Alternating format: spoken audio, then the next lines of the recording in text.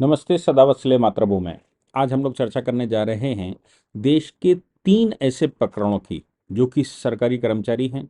सरकारी कर्मचारियों में भी टॉप के कर्मचारी, मतलब एक आईएएस ऑफिसर, एक लेखपाल और एक पुलिस वाला। इन 3 प्रकरणों को एक साथ यहाँ डिस्कस करने की कोशिश करते हैं और ये बताने की कोशिश करते हैं कि कानून क्या कहता है। कानून अलग मामला है, फिर हमारे हमारे समाज के अंदर लीगल सैंक्टिटी के अलावा सोशल सैंक्टिटी क्या है, समाज क्या कहता है, सामाजिक प्रतिबंधन बंधन क्या है और उद्देश्य क्या है। हालांकि बहुत सारे लोग, आप जैसे लोग, मतलब मैं सबके लिए नहीं कहता, लेकिन लोग लिखते हैं कि आप घुमा फिरा कर बात करते हैं, बहुत ज़्यादा बात करने की कोशिश करते हैं। भाई मेरी अपनी एक शैली है, उस शैली के अनुसार जो अपने को समझ में आता है। मैं कोई बुक देखकर पढ़ता नहीं हूँ, कोई नोट्स बनाता नहीं हूँ, या कोई पहले से पिन पॉइंट नहीं बनाता कि भाई किस पर बात करनी है। हमने प्रकरण पढ़ा और प्रकरण पढ़ने के साथ मुझे लगता है कि वो लोग जो ये पहली बार सुन रहे होंगे उनको इसका बेसिक फंडामेंटल भी पता होना चाहिए। बहुत सारे लोग आप जैसे, बहुत सारे विद्वान होंगे, वो विद्वान उनको पहले से जानते होंगे। हालांकि मैं लेक्चर रिकॉर्ड करते समय, जब लेक्चर रिकॉर्ड करता हूँ, पढ़ा क्लास में पढ़ा रहा होता हूँ, नए अधिकारियों को, नए अधिकारी मतलब चुने जाने वाले अधिकारियों को पढ़ा रहा होता हूँ, तब उस समय हम बहुत ज़्यादा डिटेल में जाते हैं। लेकिन अभी ये जो लेक्चर जाता है, ये उनके लिए जाता है जो ऑलरेडी हमारे स्टूडेंट्स हैं या फिर जो ऑलरेडी समाज में कुछ फील्डों में काम कर रहे हैं, इसलिए वैसा बात करते हैं। खैर, मामला एक पुलिस के अधिकारी का है। पुलिस कांस्टेबल या पुलिस अधिकारी है, शादीशुदा है। शादीशुदा पुलिस अधिकारी लिविंग रिलेशन में रहता है। अब लिविंग रिलेशन में रहता है कि नहीं रहता कुछ पता नहीं, लेकिन एक महिला ने उसके खिलाफ रेप का केस फाइल किया। रेप का केस फाइल करने के बाद उसने बचाव में कहा, उसने ये स्वीकार किया कि मेरा उससे संबंध है, लेकिन साहब मेरा संबंध उससे वैसा नहीं है, वो तो कंसेंसुअल था और हम लोग लिविंग में रह रहे थे जबकि वो शादीशुदा था। एक तो ये प्रकरण है। दूसरा प्रकरण महाराष्ट्र का है, पुणे का प्रकरण हम सबको मालूम है कि किस प्रकार से एक ट्रेनी ऑफिसर ने, आईएएस ट्रेनी ऑफिसर ने, पूरे देश में वायरल कर रहा पूरा, मतलब उनका नाम नहीं लूंगा, तो किस प्रकार ट्रेनी ऑफिसर ने ऑडी पर, उनके पास एक ऑडी थी, ऑडी इसलिए रही होगी क्योंकि पिता भी अधिकारी थे, वो भी आईएएस ऑफिसर थे, और पिता आईएएस ऑफिसर का मतलब है कि सेक्रेटरीट से रिटायर हुए होंगे। सैलरी जितनी मिलती है उस उतनी सैलरी में से तो बचा के ऑडी किसी को मिल नहीं सकती। ऑडी जैसी गाड़ियां कोई भी अपने बच्चे को, वो व्यक्ति जो ईमानदारी से नौकरी करके आया हो, चाहे वो आईएएस की नौकरी करके आया हो या फिर वो जज की नौकरी करके आया हो, ईमानदारी से जिसने काम किया होगा, सैलरी पर ही डिपेंड रहा होगा, और सैलरी पर डिपेंड रहने के बाद अपने बच्चों को पढ़ाया लिखाया होगा, एक घर बनाया होगा, परिवार की व्यवस्था की होगी, इसके बाद गिफ्ट करने के लिए उसके पास ऑडी नहीं हो सकती कि वो अपनी बेटी को या बेटे को ऑडी गिफ्ट करे। तो आप समझ सकते हैं कि किस प्रकार की पारिवारिक पृष्ठभूमि रही होगी। हालांकि डिफेंड तो हर कोई करता है। ऑडी गाड़ी पर महाराष्ट्र सरकार का एम्बलम लगा हो, ट्रेनी ऑफिसर है, अभी 2023 में चुना गया। 2023 में सिलेक्शन के बाद ट्रेनिंग पर, प्रोवेशन पर, ट्रेनिंग भी प्रोवेशन पर, प्रोवेशन मतलब वो पक्का पक्का नहीं हुआ। प्रोवेशन का मतलब होता है कि एक टेम्परेरी जॉब ज्वाइनिंग हो जाती है। टेम्परेरी जॉब ज्वाइनिंग के बाद कुछ समय तक उनको काम करना होता है, बार बार लाल बहादुर शास्त्री संस्थान में जाना पड़ेगा, फिर फील्ड में आना पड़ेगा, मतलब प्रैक्टिकली देखना पड़ेगा, फिर वहाँ थ्योरेटिकल देना पड़ेगा। उसके एक लंबे समय के बाद, मतलब एक बड़ी प्रक्रिया के बाद एक एग्जाम देना पड़ता है। वो एग्जाम क्वालिफाई होने के बाद ही मैजिस्ट्रेट की पावर मिलती है, मतलब आपको फुल फ्लैश किया जाता है। उससे पहले की व्यवस्था ये है कि आपको जॉब के लिए असिस्टेंट कलेक्टर भी बनाया जा सकता है, किसी दूसरी जगह भी भेजा जा सकता है।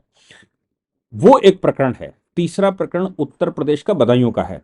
लेखपालों की नियुक्ति हुई, केंद्रीय मंत्री आए। हालांकि लेखपाल की नियुक्ति में, उनके प्लेसमेंट कार्ड देने में केंद्रीय मंत्री का कोई रोल नहीं होना चाहिए, क्योंकि लेखपाल की नौकरी तो राज्य सरकार की होती है, तो राज्य सरकार का मंत्री होना चाहिए। लेकिन फिर भी चलिए, केंद्र सरकार का मंत्री आया, डिस्ट्रिक्ट मजिस्ट्रेट ने एक सभा सजाई, सभा सजाकर उसने लेखपाल के सर्टिफिकेट बांटे, मतलब ज्वाइनिंग लेटर बांटे। लेखपाल का ज्वाइनिंग लेटर बटा ही था। बंटने के बाद भाई जो अधिकारी थे, मंत्री थे, डिस्ट्रिक्ट मजिस्ट्रेट रहा होगा वहाँ, एसएसपी डीआईजी कुछ रहा होगा, इस तरह के अधिकारी रहे होंगे क्योंकि मंत्री की विजिट थी। तो उन लोगों का जलपान उसी हॉल में, थोड़ा आगे पीछे, हम सब जानते हैं कि इस तरह के सार्वजनिक कार्यक्रम रहते हैं तो एक हॉल में बिठाकर एक कोने में कहीं टेबल डाल दी गई होगी, भाई अधिकारी इधर बैठेंगे, बाकी लोगों का जलपान उधर रहेगा।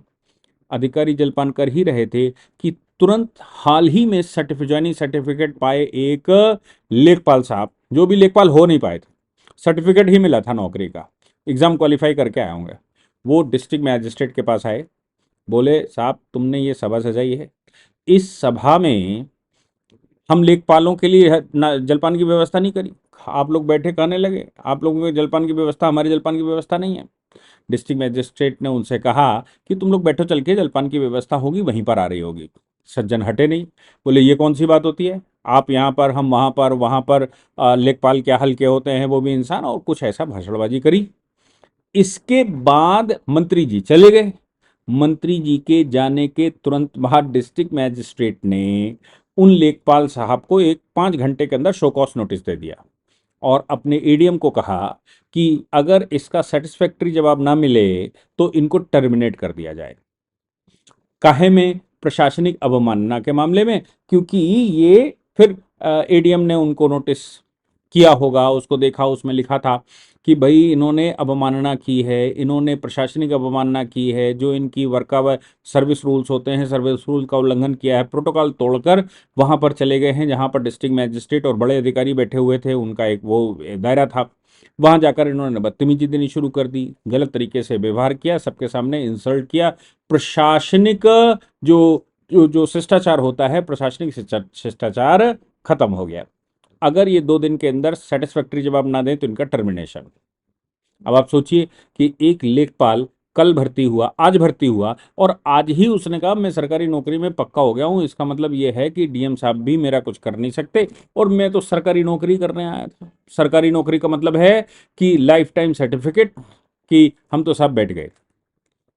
आप सोचिए कि इस प्रकार का एटीट्यूड क्या प्रशासन में रहते रह सकता है? दूसरा प्रकरण, जैसे मैंने महाराष्ट्र वाला बताया, महाराष्ट्र वाले प्रकरण में वो आई ऑडी, फिर उन्होंने कहा कि मेरा केबिन कहाँ होगा, अभी अभी वहां पर आई थी, असिस्टेंट थी। दूसरा मामला था कि वो अभी ट्रेनिंग पर थी, प्रोबेशन पर थी, अभी कुछ भी कंफर्म नहीं है। लेकिन चूंकि एक आईएएस ऑफिसर की बेटी है, तो भैया डिस्ट्रिक्ट मैजिस्ट्रेट तो वो रहे होंगे या और बड़े पदों पर रहे होंगे, वहां पर वो भी रही होंगी, बचपन से, जन्म से, या थोड़े बड़े होने के बाद उन्होंने देखना शुरू किया होगा कि भाई कैसे प्रशासन चलता है, सबको ऑर्डर मारा होगा सब।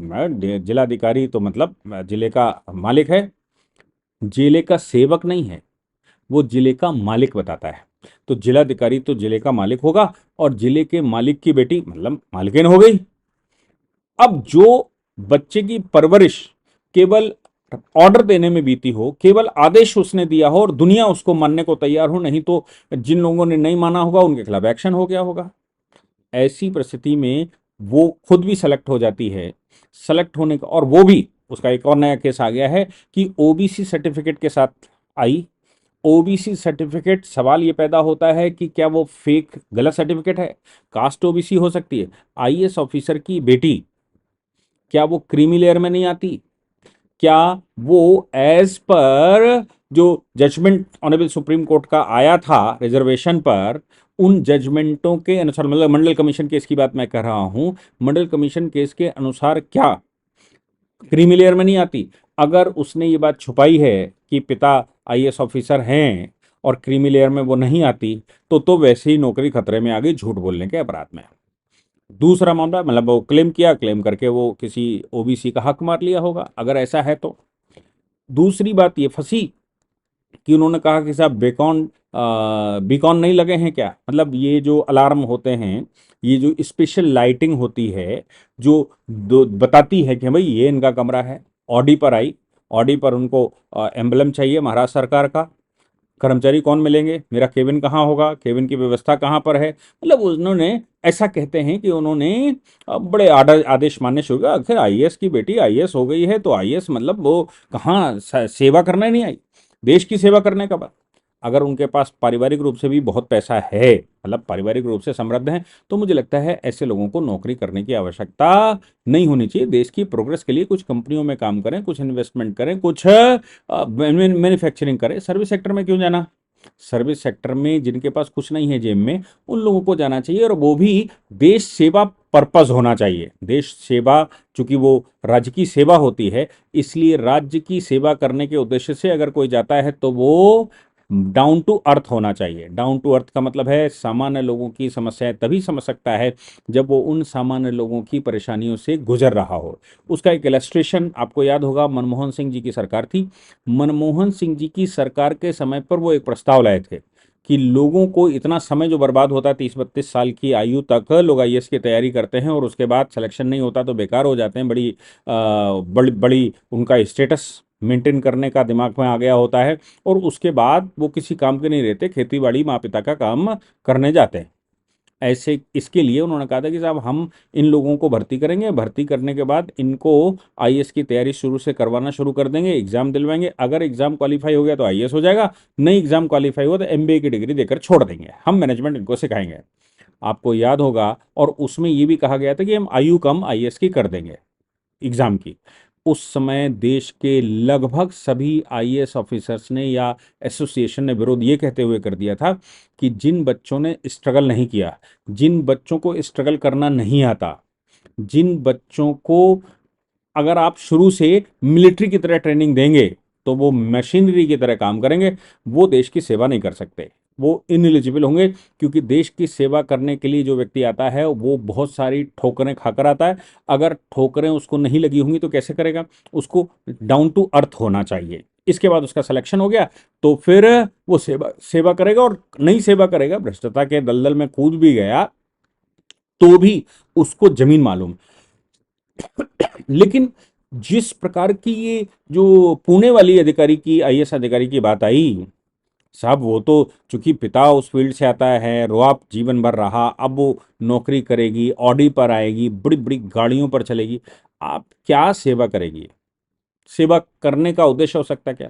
जिसको आते ही बढ़िया व्यवस्था चाहिए, क्योंकि ये जो फील्ड है एडमिनिस्ट्रेटिव सर्विस की, ये तो बहुत बार जंगलों में भी रहना पड़ता है टेंट लगाकर। बहुत बार नॉर्थ ईस्ट में पोस्टिंग हो जाती है तो वहाँ क्या क्या बीतती है, कभी पहाड़ों पर तो कभी जंगलों में तो कभी नदियों के किनारे, कभी उभरते पानी के बीच में। सेवा तो इसी को कहते हैं, और उसकी आपको सैलरी मिलेगी। लेकिन जिसको आते ही ये सब सुविधाएं चाहिए हों, तो इसका मतलब ये हो गया कि राज्य की सेवा में पतन हो चुका है, मानसिक रूप से पतन हो चुका है। हालांकि उनके पिता ने एक इंटरव्यू किसी टीवी चैनल को दिया और बताया कि नहीं साहब ये सब झूठ है, ये सब परसेप्शन बनाने की कोशिश हो रही है, गलत इल्जाम लगाए हैं। कोई महिला है वो अगर किसी ऑफिस में जाएगी तो ये तो पूछेगी ही कहाँ बैठेगी, अपनी व्यवस्थाएं तो देखेगी ही, महिला को ये अधिकार है। मैं कहता हूँ डिस्ट्रिक्ट मजिस्ट्रेट के ऑफिस में बैठने की कोई जगह नहीं थी क्या? डिस्ट्रिक्ट मजिस्ट्रेट के ऑफिस में महिला असुरक्षित है क्या? डिस्ट्रिक्ट मजिस्ट्रेट के या डिस्ट्रिक्ट कलेक्टर के ऑफिस में बैठने के लिए भी अलग से कुछ व्यवस्था की आवश्यकता है क्या? क्या वहाँ लेडीज टॉयलेट नहीं बने हुए थे क्या? क्या वहाँ अलग से हॉल नहीं बने हुए हैं क्या? एकांत रूम नहीं बने हुए हैं क्या? मीटिंग हॉल नहीं बने हुए हैं? अगर सीटिंग की बात रहती तो हो सकता है शेयर टेबल पड़ी हो, लेकिन साहब ऐसा कैसे हो सकता है? दिमाग में तो कुछ और चढ़ा है। तो ये सेवा में जाने से पहले का ही पतन हो गया, बाद में तो जो करेंगे वो करेंगे ही। यही कारण है कि देश में प्रशासनिक तंत्र की वजह से देश को बहुत बड़ा उसकी प्रोग्रेस प्रोग्रेस में बाधा पहुंच रही है। मैं किसी को दोषी नहीं ठहरा रहा हूं, मैं किसी को ये नहीं कह रहा हूं कि अधिकारियों की गलती, वो सिस्टम ही ऐसा है, वो सिस्टम ऐसा बन चुका है। अब उसमें किसके आने और किसके ना जाने से कोई मतलब नहीं, जब तक उसके सिस्टम में परिवर्तन नहीं होगा। और मुझे लगता है कि वो अधिकारी ही जो अच्छे हृदय के हैं, जो वाकई में काम करना चाहते हैं, जो वाकई में देश की सेवा करना चाहते हैं, उनको आगे आकर सिस्टम के परिवर्तन की बात करनी चाहिए। नहीं तो सिस्टम परिवर्तन ना होने पर ईमानदार अधिकारी को भी लड़थड़ाना पड़ता है, उसको भी धक्के खाने पड़ते हैं, क्योंकि सब भ्रष्ट हैं। उसके बीच में एक ईमानदार आ जाएगा तो उसमें कंफर्टेबल ही नहीं बैठता, उसको खुद ही इलिमिनेट करना पड़ता है या हो जाता है। आप सोचिए, क्योंकि पूरा सिस्टम गड़बड़ हो चुका है, उसमें 2 4 10 लोग अच्छे आ जाएंगे तो कैसे होंगे? एक समय के बाद वो लोग थोड़ा शुरू में स्ट्रगल करते हैं, एक समय के बाद वो कॉम्प्रोमाइज करके बैठ जाते हैं और कहते हैं कि चलो ठीक भाई, यही यही भाग्य में लिखा था, यही ठीक हो रहा है। सवाल अब दूसरा है।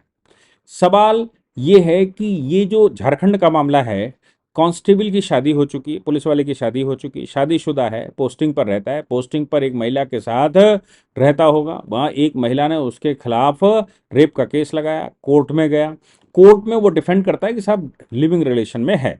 कोर्ट में लिविंग रिलेशन का डिफेंड करते समय ये सिद्ध भी कर लेता है कि हमारा रिलेशन तो था लेकिन लिविंग रिलेशन था। लिविंग रिलेशन कोर्ट में सिद्ध होने के बाद रेप के केस से तो वो बच गया, लेकिन प्रशासनिक तौर पर उसके खिलाफ कार्रवाई हो गई झारखंड रूल्स सर्विस रूल्स के अनुसार और पुलिस रेगुलेशन के अनुसार। अब वो श्रीमान जी ये कहते हैं कि जो रूल्स एंड रेगुलेशंस कहते हैं झारखंड के सर्विस रूल्स, वो ये तो कहते हैं कि हाईकोर्ट में मामला मतलब प्रशासनिक तौर से उसको टर्मिनेट कर दिया गया, लेकिन वो ये कह रहा है हाई कोर्ट में कि साहब हमने कोई गलती नहीं करी, क्योंकि रूल्स में अगर आप पढ़ेंगे तो वहां पर ये लिखा है दूसरी शादी करने पर ये सब होगा। हमने साहब दूसरी शादी की नहीं, हम तो लिविंग में थे, और लिविंग तो यहां कहीं मेंशन ही नहीं है, और लिविंग में रहना कहां अपराध है।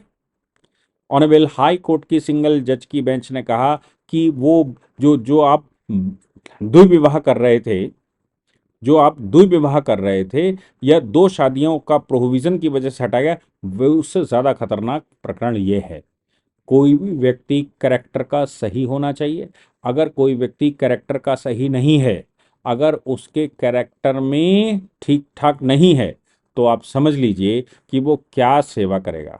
उन सज्जन की हमेशा हमेशा के लिए नौकरी ऑनरेबल हाई कोर्ट ने खाकर कहा, या हाई कोर्ट ने उसको डिसमिसल सर्विस से डिसमिसल देते हुए अपना एक स्टेटमेंट दिया, और उन्होंने कहा कि live in relation amount to violation of service rules. Living relation भी मैरिड पुलिसमैन के द्वारा, शादीशुदा पुलिस वाले के द्वारा लिविंग रिलेशन भी वायलेशन है सर्विस का। अब देखिए सुप्रीम कोर्ट कह रहा है लगातार कि साहब लिविंग रिलेशन से क्या है, दोनों एग्री हैं तो ये सेक्सुअल ऑटोनॉमी है। अभी हमने देखा कि कई एक हाई कोर्टों ने ये तक कह दिया कि नहीं नहीं साहब ये हम तो स्वीकार नहीं कर सकते। और यहाँ अभी सुप्रीम कोर्ट में ही दूसरा केस मिलिट्री सर्विस का गया था, जिसमें किसी मिलिट्री मैन की या डिफेंस सर्विस के किसी व्यक्ति की पत्नी इधर उधर कुछ लिविंग एविलिंग का चक्कर चल गया या उनके इलिसाइट रिलेशन बन गए। उसमें भी ऑनरेबल सुप्रीम कोर्ट ने कहा था कि नहीं भाई वो मामला दूसरा है, ये मामला दूसरा है, और जो बॉर्डर सिक्योरिटी है उस सिक्योरिटी सर्विस में जो राष्ट्रीय सिक्योरिटी का मामला है, उन सिक्योरिटी पर्सनल्स के मामले में इसको स्ट्रिक्टली लागू करना पड़ेगा, और वहां पर लिविंग या मैरिड वीमेन या मैरिड मैन के द्वारा किसी और के साथ रहना अपराध है, सर्विस रूल्स का वायलेशन है। आज झारखंड हाई कोर्ट ने भी यही कहा कि ये सर्विस रूल्स का वायलेशन है, इससे नैतिकता का पतन हो रहा है। लेकिन सुप्रीम कोर्ट की जो एक बेंच है वो फिर से बैठ गई है, 5 जजों की बेंच फिर बैठी है पुराने डिसीजन को रिव्यू करने के लिए कि क्या गे मैरिज हो सकती है, क्या गे मैरिज को यहाँ लीगल स्टेटस दिया जा सकता है। क्योंकि उनमें से 5 में से 3 जज रिटायर हो चुके हैं, और 5 में से 2 जज रिटायर हो चुके हैं, और उस समय ऑनरेबल चीफ जस्टिस की अध्यक्षता वाली, यही चीफ जस्टिस थे, इनकी अध्यक्षता वाली बेंच ने जब मामले की सुनवाई कर रहे थे तो ऑनरेबल चीफ जस्टिस का तो डिसीजन ये आया था कि नहीं भाई लीगल स्टेटस मिलना चाहिए। लेकिन 3-2 से, जहां तक मुझे याद है, या 4-1 से क्या था, सही से याद नहीं, लेकिन कुल मिलाकर वो जो क्लेम था वो खत्म हो गया था। अभी उनमें से 2 रिटायर हो चुके हैं, तो फिर नई सिरे से उस पर रिव्यू पिटिशन डाली गई, या क्यूरेटिव पड़ी है, रिव्यू पड़ी, मेरे को लगता है रिव्यू पड़ी है, और 2 नए जजेस को उसमें रखा गया है कि हम इसको फिर से एक बार सुनेंगे, चैम्बर में सुनेंगे। आप सोचिए कि एक बार डिसीजन हो चुका था, केंद्र सरकार भी यही कह रही थी कि भाई ये जो आप गे मैरिज की बात आती है, सेम सेक्स मैरिज की बात आती है, ये भारत जैसे देश में ठीक नहीं है। जो लोग करते होंगे वो करते होंगे, लेकिन इसको लीगल स्टेटस नहीं दिया जा सकता। सुप्रीम कोर्ट उसको फिर से सुनवाई पर फाइल लगाए हुए है और फिर से सुनेगा। क्यों अच्छा लग रहा है कि सेम सेक्स मैरिज भारत में होनी चाहिए, क्यों ऐसा लग रहा है गे मैरिज भारत में होनी चाहिए, क्यों ऐसा लग रहा है कि सेक्सुअल ऑटोनॉमी सबको ही होना चाहिए। अगर सेक्सुअल ऑटोनॉमी है तो फिर आप सोचकर देखो कि जानवरों में और इंसानों में फर्क क्या रह गया, लीगल बाइंडिंग क्या है, उनकी कैरेक्टर का प्रमाण क्या है, पता नहीं। लेकिन ये डिसीजन जो पिछले कुछ समय से सेक्सुअल रिलेशंस को आए हैं वो बहुत अच्छे नहीं हैं। जय हिंद, जय माँ, जय भारत, वंदे मातरम।